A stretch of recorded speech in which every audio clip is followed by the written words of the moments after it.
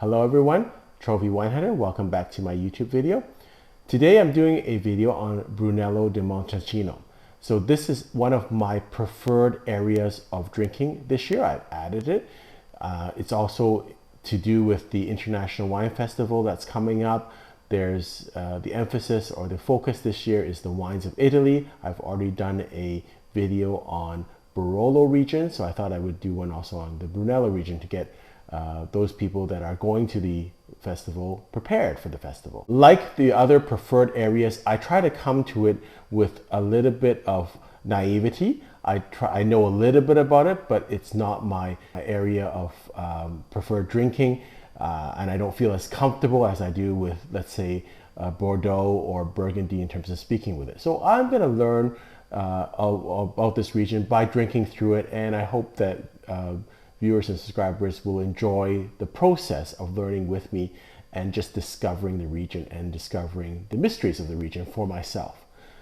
So let's talk a little bit about the region in general. Brunello di Montalcino is a DOCG Italian red wine region, and it surrounds the town of Montalcino in the province of Siena, which is located about 80 kilometers away from Florence, which is in the Tuscan wine region. So the word Brunello means brown or little dark one, and it kind of refers to the actual grape type and the grape varietal. Wines have been grown in the Brunello region for, I would say, a couple hundred years. It is a Sangiovese grape, but it is a specially evolved type of Sangiovese grape, which is sometimes known as Sangiovese Grosso or Brunello Gentile. And it is the difference between this one and the Sangiovese grape that's grown in Chianti is this is a little bit thicker skin, and so it creates a darker color and also more tannins. One of the big names in Brunello is the Bianchi Santi wine and their winery. So this is the Bianchi Santi, this is their Annata wine or Normale wine. There was a local farmer in the mid-19th century called Clement Santi, and he produced great wines with Sangiovese grapes, 100% of that varietal. And prior to that time, I think just everyone would grow grapes generally and just ferment them together and just create a wine. But he was the first one that actually created 100% Sangiovese wines. And then in 1888, his grandson, Ferruccio Bianchi Santi, created what we call the first modern version of Brunello Montalcino, and that was because he actually aged it in wood barrels for over a decade, which was revolutionary in that time. So he also approached winemaking in a very revolutionary way. And again, we have to think about this. Today, this seems like just normal, but 100 years ago, this was really revolutionary. And so he actually vinified the Sangiovese grapes separately from other varietals. At that time, I think, again, people were just making wine from whatever they could find. They didn't know grapes are different and stuff like that. So we only know that through modern technology at that point, because it was very common at that time to ferment all the grapes together, whether it be varieties, clones, all, and just make a kind of a grab bag wine. So he found that when he did that, his wines were livelier and fruitier than other wines, and that made them kind of more palatable or more exclusive. So by the end of World War II, Brunello had developed a great reputation for wines, but Bianchi Santi was the only one that was actually producing Brunello.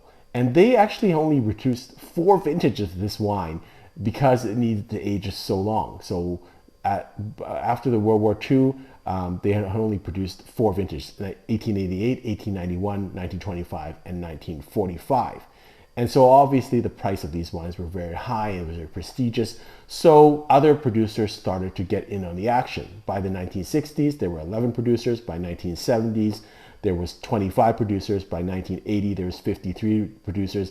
And now there's about 200 producers. So not a lot. And again, the history of Brunello is very recent if we think about it. Only about in 1980 there was only 53 producers. So you're not going to get a lot of aged Brunello And really, we don't really know very much about Brunellos in the 50s or 60s. I don't know. I've never drank one, but it'd be interesting to drink them and how they taste. I'm sure they taste much different than they do today. In general, right now, there's about 330,000 cases of wine, of Brunello produced for the entire region. And I think part of the reason they wanted to call their grape Brunello of Montalcino is because they did want to distinguish themselves from Chianti. At that time, Chianti's reputation was more lower base level wines. And so I think they wanted to say, hey, listen, we're a little bit higher class. So even though we're Sangiovese, we were a different type of Sangiovese. So that's part of the reason they wanted to distinguish themselves. Brunello is different from Chianti in that it is warmer and it's drier. So it has much less rain from there.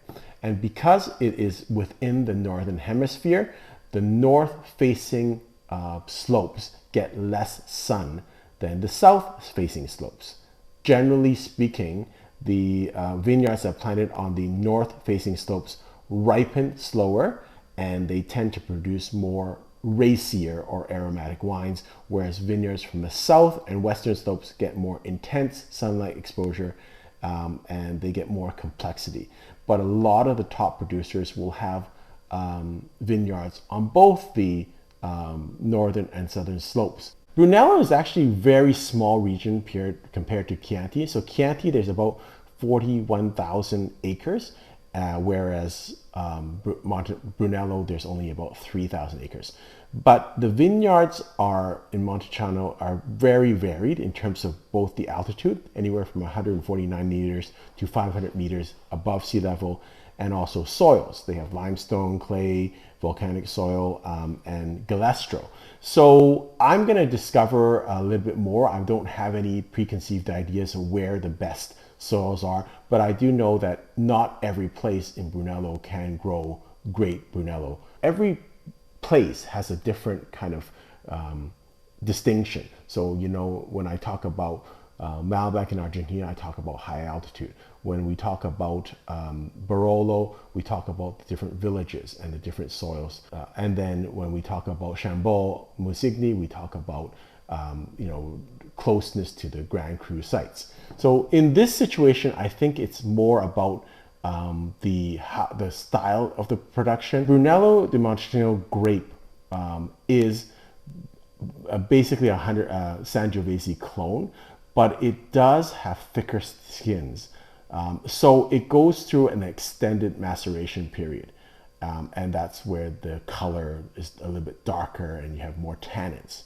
So traditionally, the wines are aged in large Slavonian oak, and that doesn't impart as much oak flavor, and people believe that has more extended aging.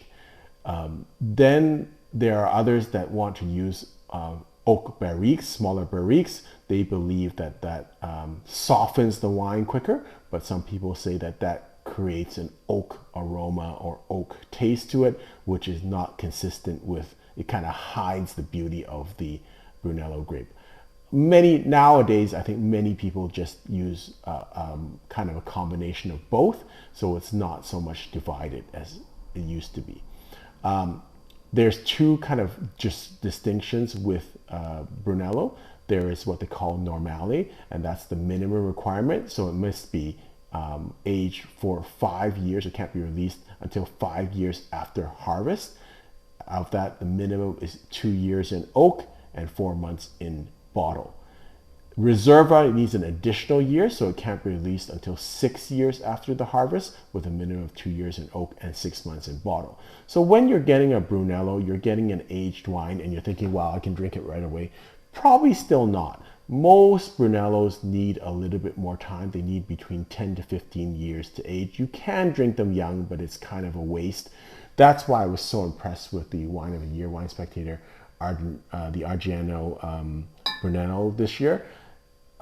It was really fleshy, so that was pretty unique to me. Of course, it'll get better. It might react like Bordeaux's, where they go into a dumbed down phase or a hardening phase, but I was really surprised how fresh and lively the wine was. That is unique, atypical for Brunellos. Most other wines like Conti Costanti, which I have drank young, is very, very tannic. You can see the quality, and also Biondi Sandy, it's also pretty tannic. Although this wine is almost ready to drink. I think this is the 2012 vintage, so probably I'll be breaking this out in the next year or two. Some interesting facts about Brunello. It's gonna have high acidity and high tannins. Because of the high acidity, like most Tuscan wines, they're great with food, particularly like tomato-based pastas. That's a perfect pairing. It's very popular wine, and in fact, 1 in every 3 bottles of Brunello are actually sold in the US. When we talk about the terroir, so there's basically 2 types of wineries that we're looking at. We're looking at wines in the valley, and they come at the base of Brunello along the Val d'Orcia, and there is clay deposits, and they have wines that have stronger color and tannins and more pronounced black fruits. So they probably are more suited to modern aging techniques, which is the small barrique aging barrels. With the hillside wines, they're located at higher elevations, and the soil is more galestro, which is a crumbly marl and clay. And so these hillside ones are lighter bodied and more floral and more red fruit accents. So they're probably more suited towards the Slavonian oak large voti. And I guess in terms of pricing in general, the wines that are going to be a hillside like Biondi Sandy are going to be more expensive, just because they're lighter. They kind of feel a little bit more like Pinot Noir and Burgundy wines.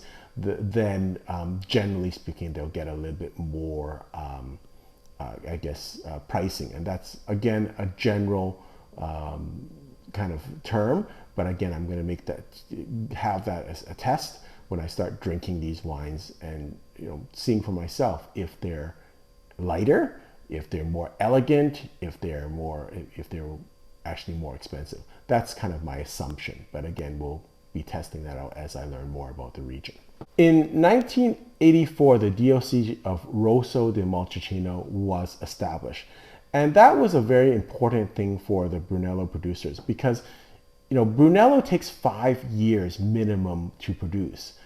So during that time, they have to hold all this wine. So they have to bring in some money. And this designation of Roso di Montalcino allows them to age the other wines and kind of bring in some money while they're waiting for these. So this is still grown with 100% Sangiovese or Grosso grapes, but they only have to spend 6 months aged in oak and 1 year in total of aging before release. So the wines are going to be much lighter in style, earlier drinking, and not have the same complexity, of course, as the Brunello wines. But it's a good way to kind of get into the market if you want to drink that style of wine. I would also recommend to beginners drinking Rosso, because it's probably much less expensive, probably a half to a third of the price of Brunellos. You don't have to wait as long, and you still get the same pleasure in terms of the same generally dark fruit flavors. You might not get as much depth of flavor and intensity. And maybe the balance won't be as good because it hasn't really had time to settle as much, but it'll still be very indicative of the region. And so I would recommend people try out Rosso. Brunello is more if you have a little bit more aging ability, if you want to wait for your wines, and you've kind of started to drink and Rosso a little bit, and you think you like that style of wine, you want something a little bit more complex, then you'd go to Brunellos. I hope this introductory video to Brunello has been useful, and I look forward to drinking some of these wines and other Brunello wines and just learning about it, just like I've learned about the Chambon-Musigny and Barolo region. And again, it's really interesting and nice to learn about it and have that book knowledge, but it's all in the tasting. You have to actually taste for yourself and then make your own kind of opinions and kind of figure out for yourself which are the best wines for you and what you prefer. I think that knowledge and listening to experts, or even listening to a person like myself, can only go so far. I don't know your palate.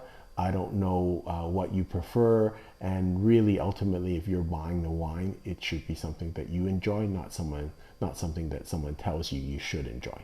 Hope this has been useful. Until next time, happy drinking.